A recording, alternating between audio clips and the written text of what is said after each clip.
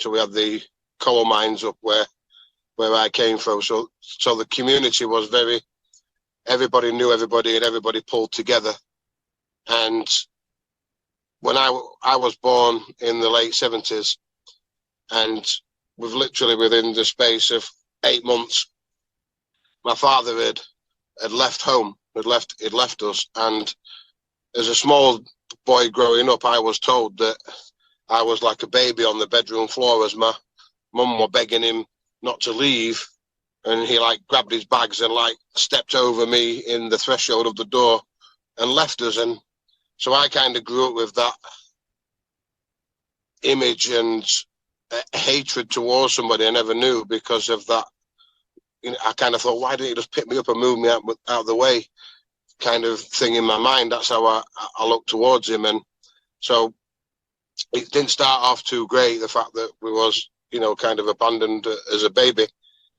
And then at 2 years old, I managed to get out of the side gate at the house, and I've run into the street and I've got run over and got quite a serious head injury, which was very fortunate then to, you know, to pull through that as a 2-year-old.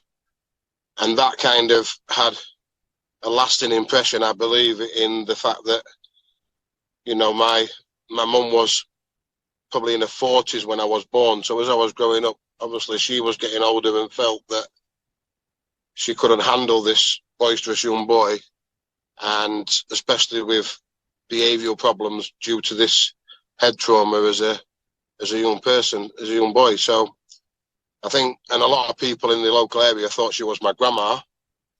And in those days, parents not being married, and that was still a big thing. So I got heavy bullying growing up on the street. And like childhood for me, I just always just felt just a little lost, scared, frightened boy. And I used to go and hide in the woods. And funnily enough, one of the main places I used to go and run and hide to was the local church.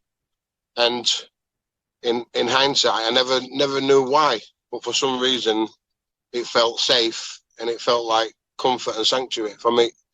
And as I got older, you know, growing up slightly older, going through, you know, the early years as a child, I was exposed to severe beatings, sexual abuse, violence, bullying, and just seemed to be battered and bruised.